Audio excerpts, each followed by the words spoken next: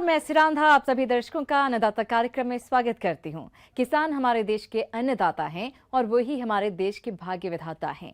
ऐसे ही भारतीय किसानों को खेती बाड़ी से जुड़ी हुई बहुत सी नई लाभकारी जानकारियां देने के लिए हर रोज सुबह हम आपके साथ आते हैं। तो चलिए कार्यक्रम शुरू करने से पहले देखते हैं क्या है आज के अन्नदाता में। बैंगन की फसल में कीट रोग की पहचान और रोकथाम के उपाय। पॉली हाउस में रंगीन शिमला मिर्च से चमकी किसान की किस्मत।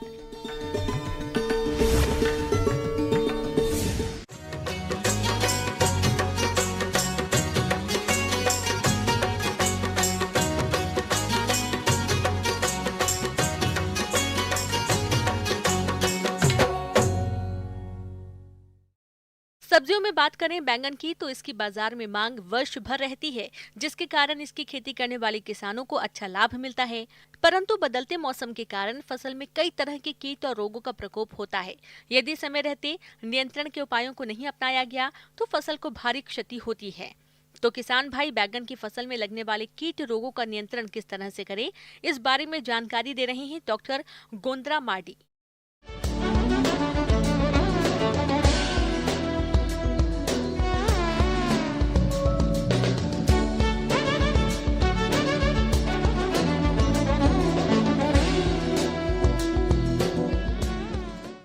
नमस्कार किसान भाइयों, आज हम बैंगन की खेती एवं बैंगन में लगने वाली रोग और कीड़ों के बारे में बात करेंगे।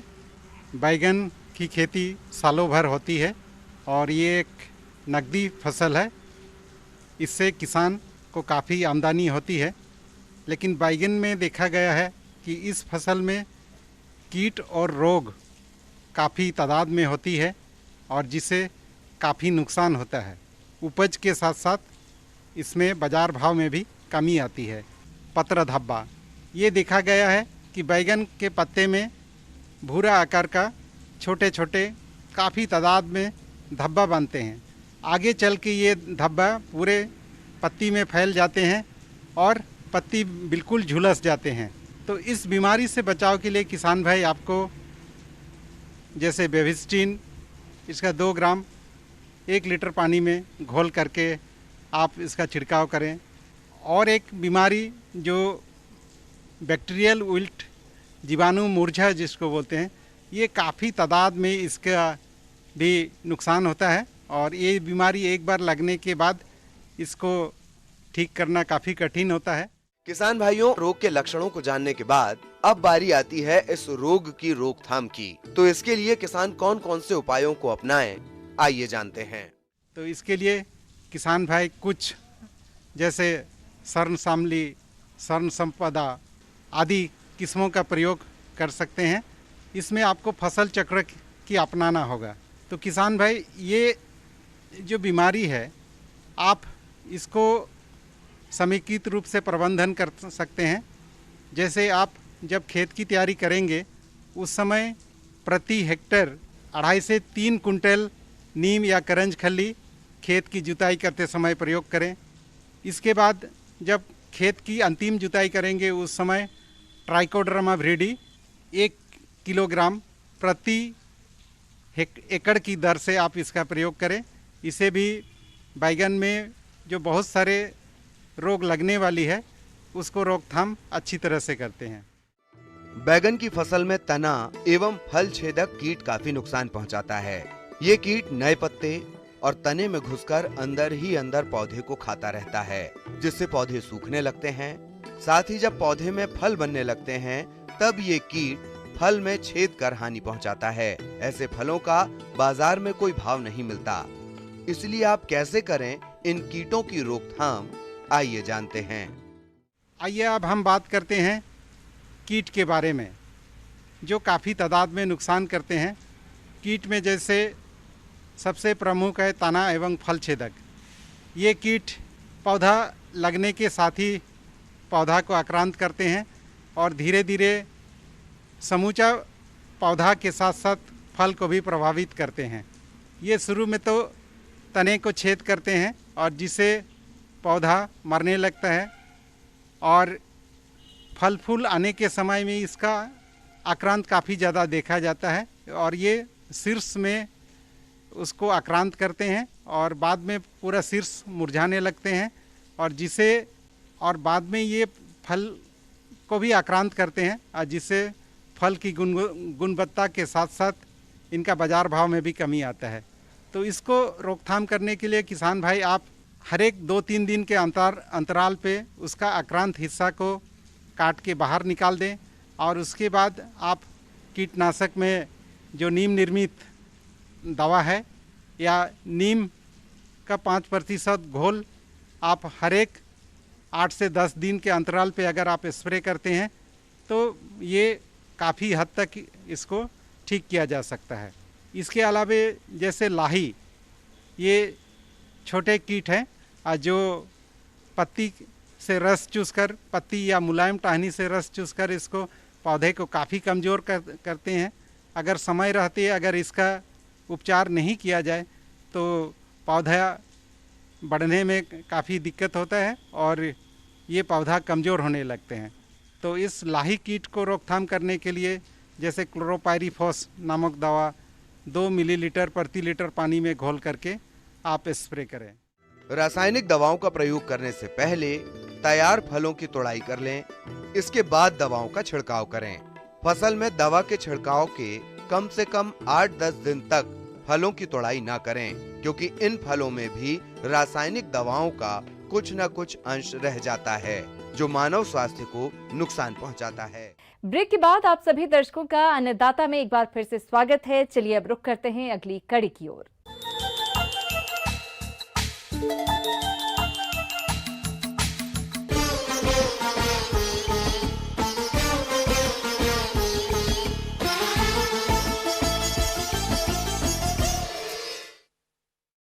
किसान भाइयों, आज हम बात करने जा रहे हैं हिमाचल प्रदेश के जिला सोलन के प्रगतिशील किसान राकेश कुमार की, जो अपने खेतों में बने पॉली हाउस में शिमला मिर्च की रेड और येलो किस्म की खेती कर अच्छा मुनाफा कमा रहे हैं। तो आइए मिलते हैं इनसे और जानते हैं इनकी सफलता की कहानी।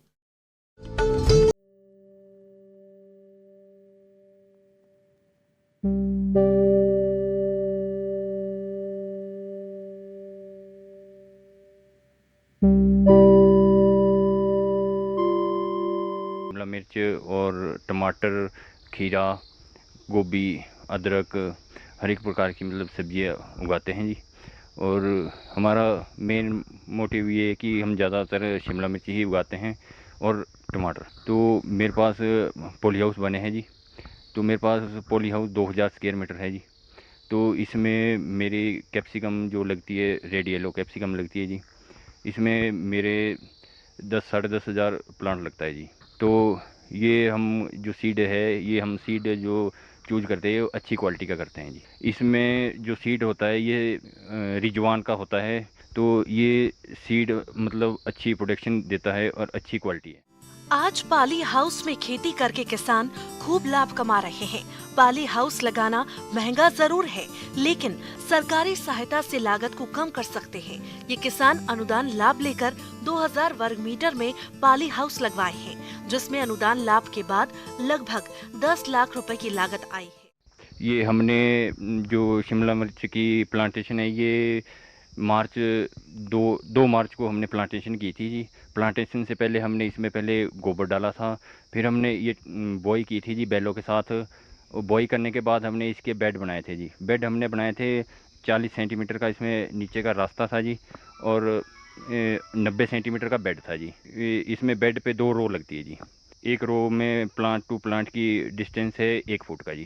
तो 2000 स्क्वायर मीटर में मेरा 10,500 प्लांट लगा है जी।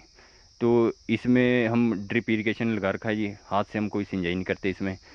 और ड्रिप हमारा एक टैंक बना है जी, काफ़ी बड़ा टैंक है। वहाँ से हमारी मेन लाइन आती है और ये मतलब इसमें डायरेक्ट हम ऑन ऑफ कर देते हैं इसको। जब हमारे को ज़रूरत होती है पानी की तो हम इसमें पानी छोड़ देते हैं। इसमें हाथ का कोई काम नहीं है जी। वो पानी बरसात का पानी, जैसे बारिश होती है तो ये छतों का जो पानी होता है, वेस्टेज पानी, हम उसको स्टोर करते हैं एक टैंक में। और टैंक के स्टोर करने के बाद हम पाइपों द्वारा यहाँ तक इसको पाइप बिछी हुई है, वहाँ से पानी आता है और हम ये ड्रिप लाइन इसमें लगी हुई है, हम ड्रिप लाइन के ज़रिए इसमें डालते हैं।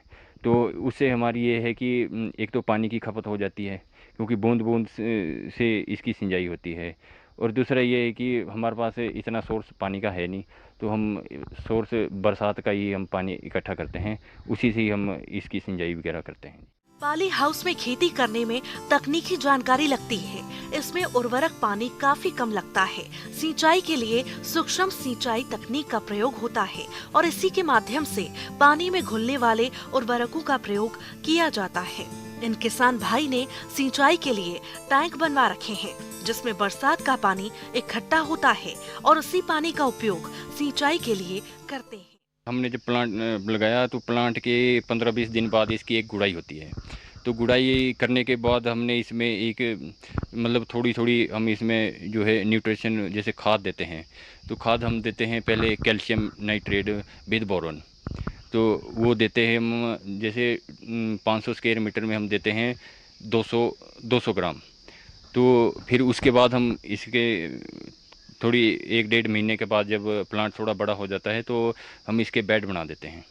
तो बेड बनाने के बाद फिर जब इसमें फ्रूट आना शुरू हो जाता है तो हम इसमें डोरिया बांध देते हैं ताकि ये वरे परे ना झुके। तो डोरिया बांधने के बाद डोरिया बांध के फिर ये जब ऊपर हाइट आती है इसकी तो इसमें लपेट के इसको सहारा मिल जाता है। इसमें जब फ्लावरिंग शुरू होती है तब हम डालते हैं इसमें कैल्शियम नाइट्रेट, इसका कोर्स होता है एक कैल्शियम नाइट्रेट और 19 प्लस पोटाश, ये इसका कोर्स है। हम ये मतलब 1-1.5 महीने में इसको एक बार हम इसको रिपीट करते हैं। ये इससे फ्रूट भी बनता है और साइज भी अच्छा आता है, शाइनिंग अच्छी आती है, यही इसमें डलती है खाद। जब थोड़ा प्लांट थोड़ा बड़ा हो जाता है तो इसमें क्या दिक्कत होती है कि एक तो फंगीसाइड की थोड़ी इसमें दिक्कत रहती है। तो फंगीसाइड की हम थोड़ी इसमें स्प्रे करते हैं, ज़्यादा हार्ड स्प्रे नहीं करते हम।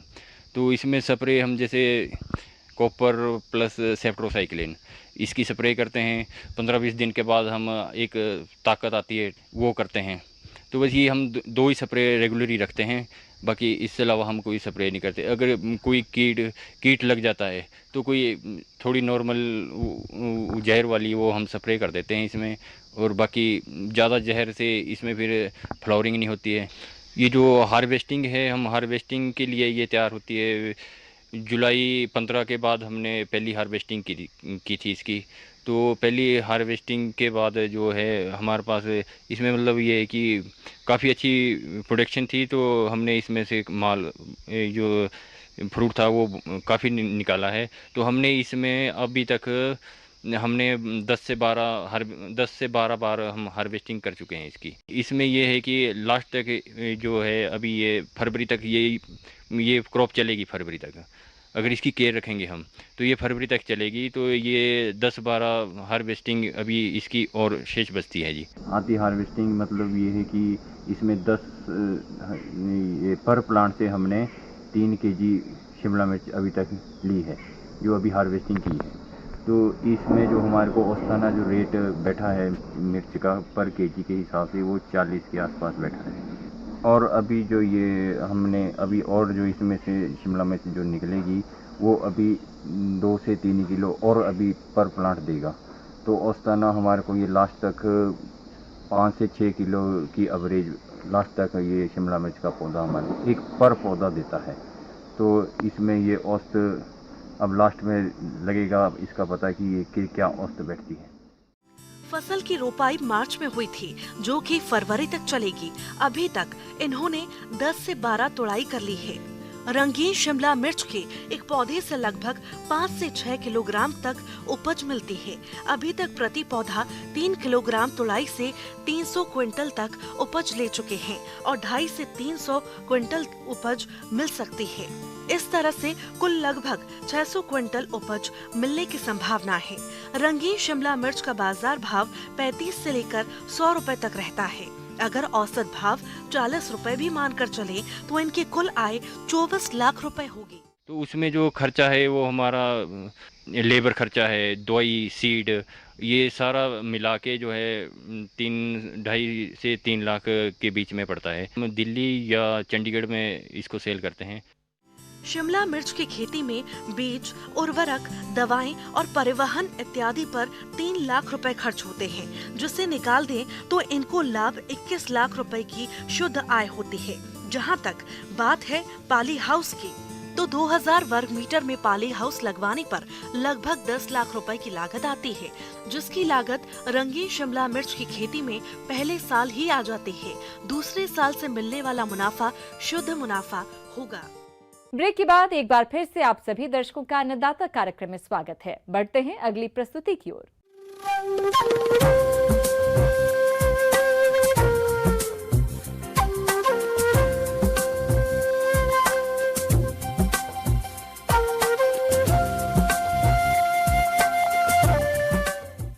मौसम के अनुसार प्रबंधनों पर ही टिकी है आपकी खेतीबाड़ी, इसलिए मौसम पूर्वानुमान और उस पर आधारित साप्ताहिक कृषि सलाह इस प्रकार है।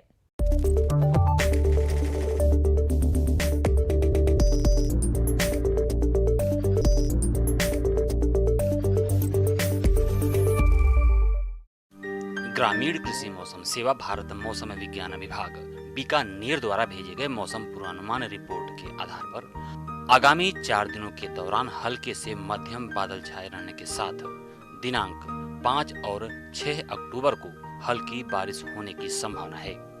इस दौरान अधिकतम तापमान 36 से 37 डिग्री सेल्सियस और न्यूनतम तापमान 25 से 26 डिग्री सेल्सियस के मध्य रहने की संभावना है। इस दौरान परिवर्तनशील दिशा से हल्की से मध्यम गति की हवाएं चलने की संभावना है। ऐसे में इन क्षेत्रों के किसान भाइयों को सलाह दी जाती है कि सरसों फसल की समय से बुआई के लिए इसकी उन्नत किस्मों में आप RH 0749, RGN 13, RGN 73, Lakshmi, Pusa bold और बनानी क्षेत्रों के लिए RGN 298, RGN 229, RGN 48 और देरी से बुआई के लिए RGN 145, RGN 236 का चयन करें। सरसों की फसल को सफेद रोली रोग से बचाने के लिए मेटालेक्सिल 35 SD की 6 ग्राम मात्रा से प्रति किलोग्राम बीज को उपचारित करके बुआई करें। सरसों की बुआई का उपयुक्त समय अक्टूबर के प्रथम सप्ताह से शुरू हो जाता है, अतः किसान भाई सरसों की बुआई के लिए अभी से खेत की तैयारी शुरू कर दें। बुआई के लिए सिफारिश की गई उन्नत किस्मों के प्रमाणित बीज की व्यवस्था कर लें। सरसों फसल में बीज दर 600 से 700 ग्राम प्रमाणित बीज प्रति बीघा की दर से बुआई करें। सरसों की बुआई से पहले 20 किलोग्राम यूरिया और 62.5 किलोग्राम सिंगल सुपर फास्फेट और 75 किलोग्राम जिप्सम प्रति बीघा बेसल के रूप में प्रयोग करें। देसी और नरमा कपास में यदि टिंडे खिल गए हों तो मौसम साफ होने पर चुनाई कर लें और चुगाई करते समय सफाई का ध्यान रखें, जिससे रुई की गुणवत्ता बनी रहे। ग्वार फसल की कटाई के लिए अक्टूबर का माह उपयुक्त है, अतः किसान भाई ग्वार की कटाई समय पर पूरी कर लें।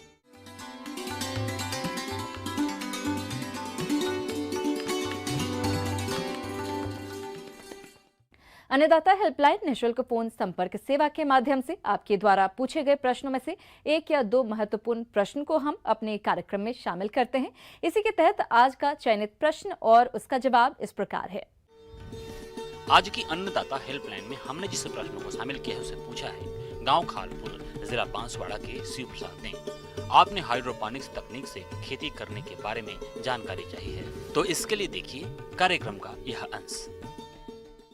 इसमें क्या करते हैं हम, सॉइललेस कल्टीवेशन इसको बोलते हैं, बिना मिट्टी की खेती, यानी कि इसमें आपको मिट्टी की ज़रूरत नहीं पड़ेगी। इसके 3 तरीके होते हैं। एक तो होता है सबस्ट्रेट कल्चर। सबस्ट्रेट कल्चर में हम आपका जो कुछ सॉइललेस सबस्ट्रेट होते हैं, जैसे कि आपका वर्मी कंपोस्ट हो गया, कोकोपीट हो गया, परलाइट हो गया, जियोलाइट हो गया, ये सारी चीज़ें हम यूज करके एक फिक्स मात्रा में यूज करते हैं और उसको उपयोग करके हम खेती उसमें करते हैं, क्रॉप लगाते हैं। तो एक तो आपका ये तरीका हो गया। दूसरा हो गया कि हाइड्रोपोनिक्स, ये खेती का अभी सबसे एडवांस तरीका माना जाता है हाइड्रोपोनिक्स।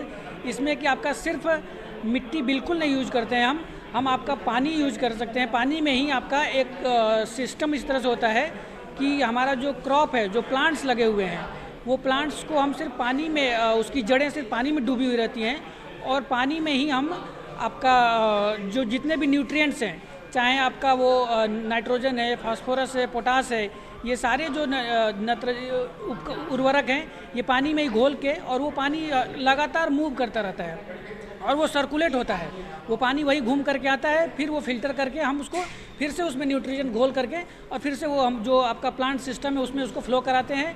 तो इसमें आपका एक तो पानी का जितना आपका ट्रेडिशनल माध्यम से पानी की जितनी खपत होती है उसका 10 से 15% पानी में ही सिर्फ हम ये खेती कर लेते हैं। इसमें आपका नाइट्रोजन भी आपका जो जितना भी आपका उर्वरक है वो भी वेस्ट नहीं होता है, पानी की भी इसमें बहुत ज़्यादा बचत होती है। इजराइल, जापान, चीन और अमेरिका आदि देशों के बाद अब भारत में भी यह तकनीक दस्तक दे चुकी है। इसकी सफलता को देखते किसानों के बीच इस तकनीक की मांग तेजी से बढ़ रही है। किसान इस तकनीक से खीरा, टमाटर, पालक, गोभी, शिमला मिर्च, स्ट्रॉबेरी जैसे फसलों को उगा सकते हैं। इस तकनीक से खेती करने में मिट्टी का प्रयोग नहीं होता है। इसे केवल पानी में या लकड़ी का बुरादा, बालू अथवा कंकड़ों को पानी में डाला जाता है। उसके बाद अन्य इंतजाम करने होते हैं। सामान्यतया पेड़ पौधे अपने आवश्यक पोषक तत्व जमीन से लेते हैं, लेकिन हाइड्रोपोनिक्स तकनीक में पौधों के लिए आवश्यक पोषक तत्व उपलब्ध कराने के लिए पौधों में एक विशेष प्रकार का घोल डाला जाता है। अगर हाइड्रोपोनिक्स की, जहाँ मैंने आपको बताया किसान भाइयों कि हाइड्रोपोनिक्स किस तरह, मतलब ये जो फिगर आप देख रहे हैं इस तरह से हाइड्रोपोनिक का ये एक सिस्टमेटिक मॉडल है जिसमें यहाँ पर एक टैंक होता है और एक ट्रे होती है जिसमें कि प्लांट्स जो है फिक्स किए हुए रहते हैं। और ये जो आप पॉट दिख रहे हैं इनमें मिट्टी नहीं होती है, ये सिर्फ ट्रफ होता है जिसमें कि प्लांट्स को फिक्स किया हुआ रहता है। और नीचे में ये जो आपका पानी है ये इसमें न्यूट्रिएंट्स भी घुला हुआ है और वो एक पंप के माध्यम से यहाँ जाकर के ऊपर में छोड़ा जाता है और ये फ्लो करता रहता है। तो इसकी जो रूट्स होते हैं वो यहाँ पानी में सिर्फ डिप हुए रहते हैं और यहीं से ये पानी और न्यूट्रिएंट्स आपका एब्जॉर्ब करते रहते हैं और ये पानी भी आपका सर्कुलेट होता रहता है। यही पानी हम फिर से इसको फिल्टर करके यूज करते रहते हैं, जिससे कि आपका पानी की खपत भी जो ट्रेडिशनल माध्यम से है उसका मात्र 10 से 15% पानी की खपत होती है और फर्टिलाइज़र भी आपका करीब 25 से 30% ही फर्टिलाइज़र की खर्चा लगता है। इस तरह से आपका जो लागत है खेती का वो भी कम हो जाता है। किसान भाइयों, जहाँ तक इसके खर्च की हम बात करें तो इसमें आपका, अगर आप अपने पर्सनल लेवल के लिए इसको यूज़ करते हैं, जैसे जो लोग नौकरी करते हैं, व्यापार करते हैं, आम ना लोग हैं वो भी इसको कर सकते हैं, मैंने जैसे आपको पहले बताया। तो अगर वो लोग इसको यूज करते हैं, हाइड्रोपोनिक सिस्टम या आपका सबस्ट्रेट कल्चर यूज करते हैं अपने पर्सनल लेवल के लिए, तो इसमें आपका 20 से 25 हज़ार रुपये का खर्चा आता है छोटे लेवल पे करने के लिए। इसमें आपका एक प्लांट का ट्रे सिस्टम आता है वो चाहिए और कुछ न्यूट्रिएंट्स चाहिए और एक पंप छोटा चाहिए जो कि वाटर को सर्कुलेट करे। तो आपका 25,000 30,000 इससे ज़्यादा खर्च इसमें नहीं पड़ता पर्सनल लेवल के लिए। 100 स्क्वायर मीटर एरिया के लिए इसका जो खर्च आता है करीब आपका 70 से 80 हज़ार रुपये या 1 लाख रुपये तक इसका खर्च पड़ता है 100 से 150 स्क्वायर मीटर एरिया के लिए, जिसमें आपका जो रिटर्न आता है वो पूरे साल, अगर इसका आप 3 क्रॉप इसमें आप ले सकते हैं, 2 से 3 क्रॉप इसमें ले सकते हैं पूरे साल में, वो आपका रिटर्न आपका 1.5 से 2 लाख रुपए तक उतने एरिया से आप प्राप्त कर सकते हैं। और ये है कि थोड़ा सा इसको आपको प्रिसाइजली देखना पड़ेगा कि किस तरह से आपका जो पानी फ्लो कर रहा है तो उसका आपका पीएच और ईसी, 2 चीज़ें ऐसी होती है कि थोड़ा सा आपको ध्यान रखना पड़ेगा कि पीएच और ईसी आपके पानी का मेंटेन रहे। बाकी आपको किसी तरह की बीमारी और ये सब बहुत ही कम आती है, क्योंकि ये इंडोर सिस्टम में होता है पूरा आपका पूरा प्लांट जो इंडोर सिस्टम में रहेगा, जिस वजह से बीमारियां और रोग बहुत कम इसमें लगने के चांसेस होते हैं। हाइड्रोपोनिक्स के तकनीक के कई लाभ हैं, जैसे इस तकनीक से बेहद कम खर्च में पौधे और फसलें उगाई जा सकती हैं। एक अनुमान के अनुसार 5 से 8 इंच ऊंचाई वाले पौधों के लिए प्रति वर्ष 1 रुपए से भी कम खर्च आता है। इस तकनीक में पौधों को आवश्यक पोषक तत्व काफी कम मात्रा में लगते हैं। परंपरागत बागवानी की अपेक्षा हाइड्रोपोनिक्स तकनीक से बागवानी करने पर पानी का 20% भाग ही पर्याप्त होता है। यदि हाइड्रोपोनिक्स तकनीक का बड़े स्तर पर इस्तेमाल किया जाता है तो कई तरह की साग सब्जियां बड़े पैमाने पर अपने घरों और बड़ी बड़ी इमारतों में ही उगाई जा सकेंगी। इस विधि से पैदा किए गए पौधों और फसलों का मिट्टी और जमीन से कोई संबंध नहीं होता, इसलिए इनमें बीमारियां कम होती हैं और इसलिए इनके उत्पादन में कीटनाशकों का इस्तेमाल नहीं करना पड़ता।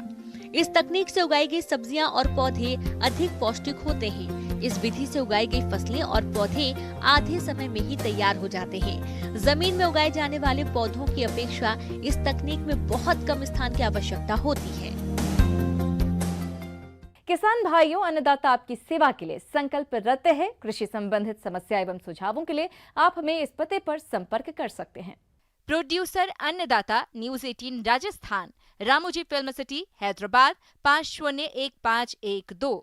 साथ ही आप हमें ईमेल भी कर सकते हैं। हमारा ईमेल है p18अन्नदाता-rajasthan@nw18.com। इसके अतिरिक्त आप हमें निःशुल्क हेल्पलाइन नंबर पर सोमवार से शनिवार सुबह 10 बजे से शाम 4 बजे के बीच संपर्क कर सकते हैं। किसान भाइयों, अब समय हो रहा है आपसे विदा लेने का, तो हमारी पूरी अन्नदाता टीम को दीजिए इजाजत। नमस्कार।